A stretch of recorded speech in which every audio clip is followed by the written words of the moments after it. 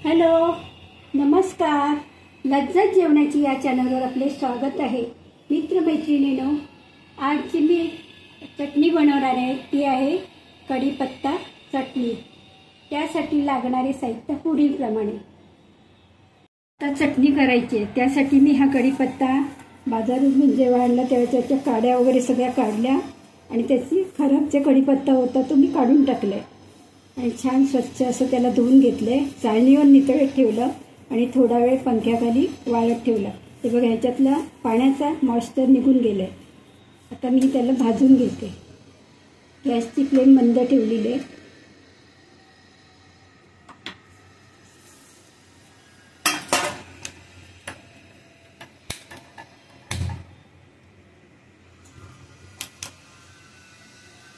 आता आपण कढईत कुरकुरीत होईपर्यंत आपल्याला भाजायचं आहे.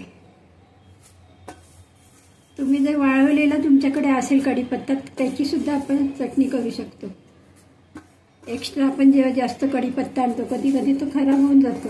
त्यापेक्षा आपण ते स्वच्छ धुवून वगैरे त्याचं पाणी काढून वगैरे तो जर तुम्ही असं वाळवून ठेवलं, मी असं वाळवून सुद्धा ठेवलेलं आहे.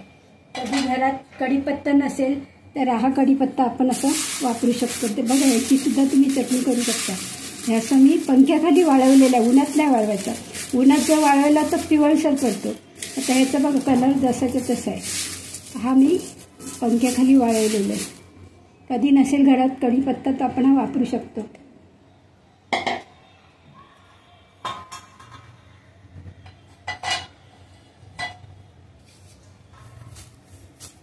आता हा कुरकुरीत होईपर्यंत आपल्याला भाजायचं आहे.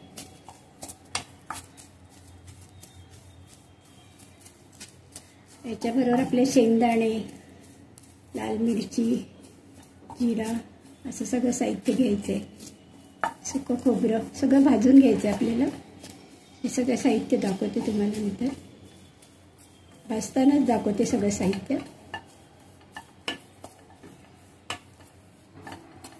याच्यासाठी आपण हिरवी मिरची वापरणार नाही. आपल्याला हे टिकेल असं ठेवायचं. 5-6 महिने आपली चटणी राहील याप्रमाणे आपल्याला लाल मिरच्या भाजून त्याच्यात ते वापरणार आहोत.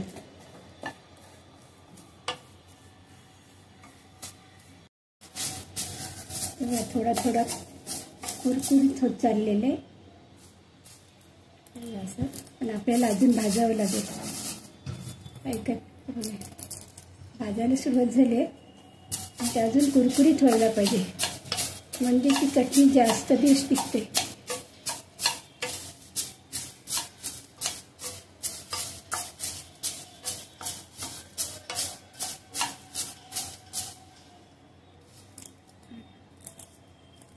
अजून थोडं भाजावं लागेल,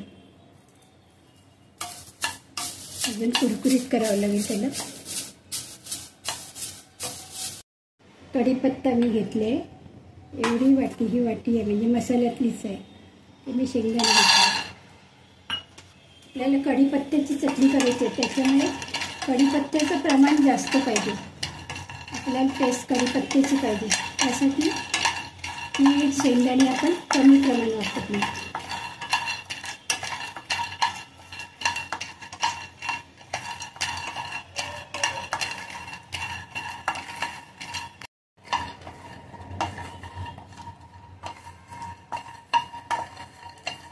काही शेंगदाणे सुद्धा भाजत आलेले, चांगले खरपूस भाजायचे. तडतड तडतड असा आवाज आला पाहिजे, म्हणजे आपले शेंगदाणे भाजले असेल. त्याला थोडं काळसर असं डाग लागायला पाहिजे. छान भाजून घेतली आपली चटणी सुद्धा खूप दिवस टिकते. आता मी कमी प्रमाणात करते चटणी. तुम्ही जर गृहिणी आहे, मी कधी पण करू शकतो, पण काही जॉबवाले असतील स्त्रिया, त्यांनी जास्त करून ठेवले तरी चालेल.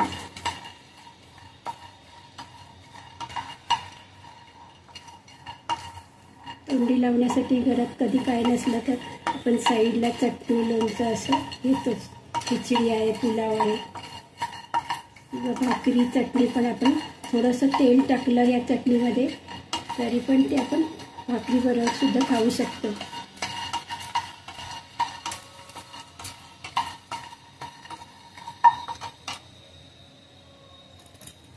शेंगदाणे भाजून भाजलेलं आहे. त्याची आपल्याला सालं काढायची. त्याच्यानंतर मी तीळ घेते.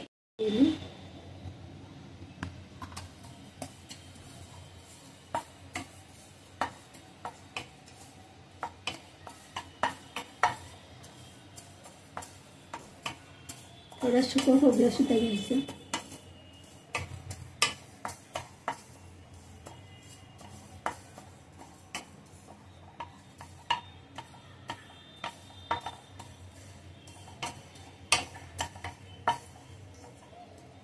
कुरकुरीत भाजायचं तीळ सुद्धा. त्याच्यानंतर मिरच्या. आपल्याला जेवढं तिखट पाहिजे तिखट पण आहेत आणि काश्मीरी पण आहे. जास्त तिखट हवं जास्त मिरच्या घ्यायच्या. 10-12 मिरच्या घेतलेल्या छोटे छोटे तुकडे. अख्ख्या मिरच्याला घेते. त्यासुद्धा मी भाजून घेते. तुमच्याकडे लाल मिरच्या नसल्या तर काश्मीरी मिरची किंवा तिखट मिरची वापरली तरी चालेल. पावडर असेल तर पावडरसुद्धा तुम्ही वापरू शकता. मिरच्यासुद्धा कुरकुरीत करून घेतलेल्या आहेत. त्याच्यानंतर मी अख्खं मीठ घेणार आहे. मीठसुद्धा आपण अंदाजाने घ्यायचं. जाडं मीठ घेतलं ते सुद्धा आपण भाजून घ्यायचं. त्याच्यामुळे काय त्याच्या पाण्याचा जो मॉइश्चर असतो पाण्याचा अंश निघून जातो भाजल्यामुळे. तसं आपण लोणच्याला मीठ भाजून घेतो त्याप्रमाणे चटणी कुठली तुम्ही करा. आपल्याला जर जास्त जर गोष्टी शिवायची असेल तर मीठसुद्धा भाजून घ्यायचं.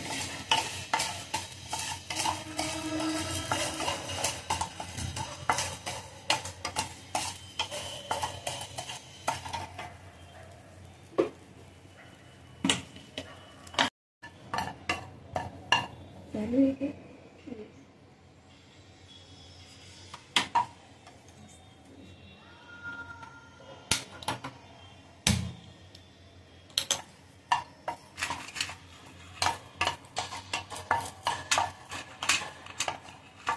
10-12 पाकळ्या घेतल्यात लसणाच्या.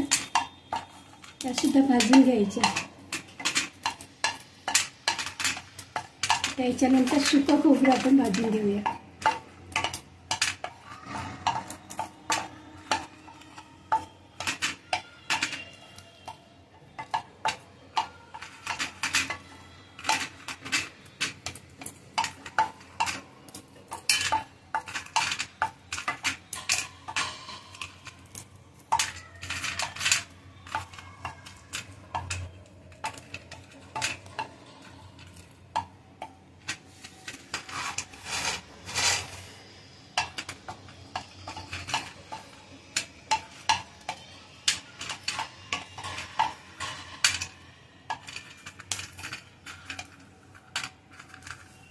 ठेचून घेतलं तरी चालेल. म्हणजे पाण्याचं मॉइश्चर असेल ते निघून जातं.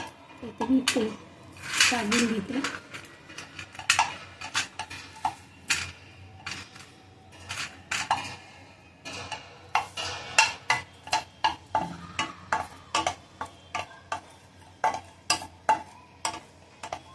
लसूणसुद्धा भाजून झाले.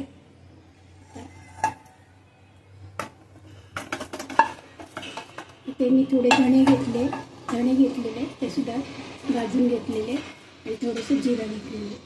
आता आपण सुकं खोबरं भाजून घेऊ. थोडंसं सुकं खोबरं सुद्धा भाजून घेते.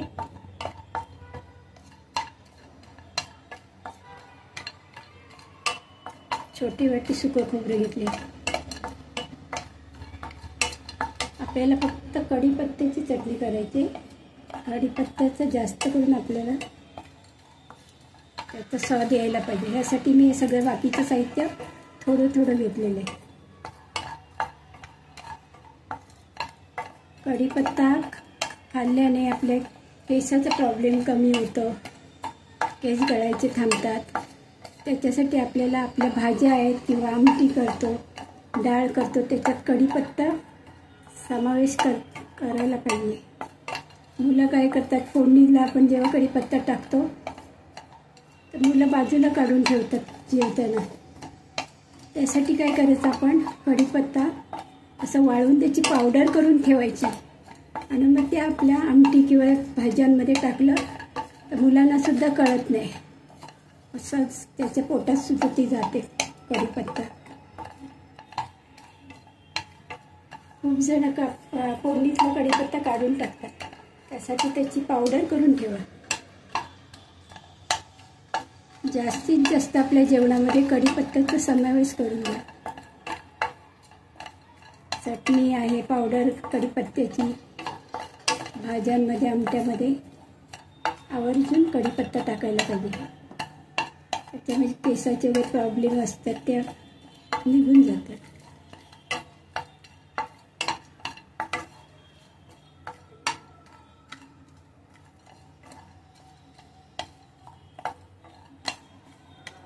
सुकं खोबरं सुद्धा भाजलं. अर्ध्या वाटी भाजलेले चणे घेतले, ते सुद्धा स्लो गॅसवर भाजून घ्यायचे. भाजलेलेच असतात तरी पण ते थोडे भाजून घ्यायचे. त्याचा खमंग पण असतं त्याच्यामध्ये आपण भाजल्यावर.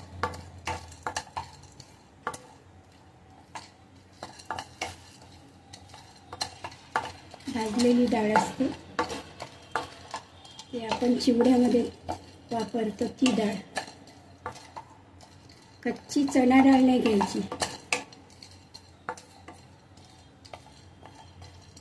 थोडीशी भाजून घ्यायचं. ही भाजून झालेली सुद्धा मी त्या चटणी वाढत टाकते.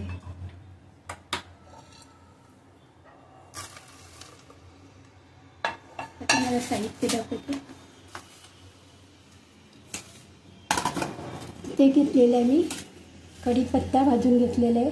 त्याच्यानंतर तीळ घेतलेले भाजून, इथे जाडं मीठ घेतलेलं भाजून, लाल मिरच्या घेतलेले भाजून, लसूण भाजून घेतलेलं आहे. त्याच्यानंतर शेंगदाणे, धणे, जिरा हे सगळं भाजून घेतलं आहे. चण्याची डाळ, सुकं खोबरं थोडं भाजून घेतलं आहे. हे सगळं साहित्य मी छान भाजून म्हणजे कुरकुरीतपणे मी भाजून घेतलेलं आहे. आता हे आपल्याला थोडं थोडं मिक्सरमध्ये बारीक करायचं आहे. चला तर आपण आता मिक्सरमध्ये बारीक करूया. तर आपण शेंगदाणे, खोबरं मिक्सरमध्ये बारीक करून घेऊया. नंतर कढीपत्ता वगैरे टाकूया. एकदा मिक्सरमध्ये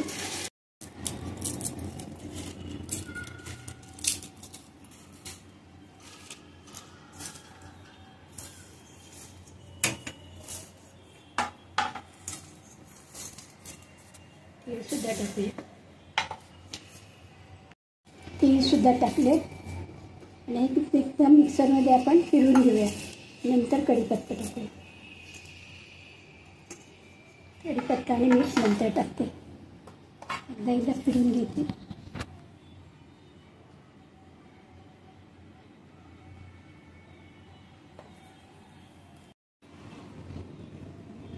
आता आपण थोडं थोडं कढीपत्ता सुद्धा याच्यात टाकणार आहे आणि बारीक करून घ्यायचं. तसंच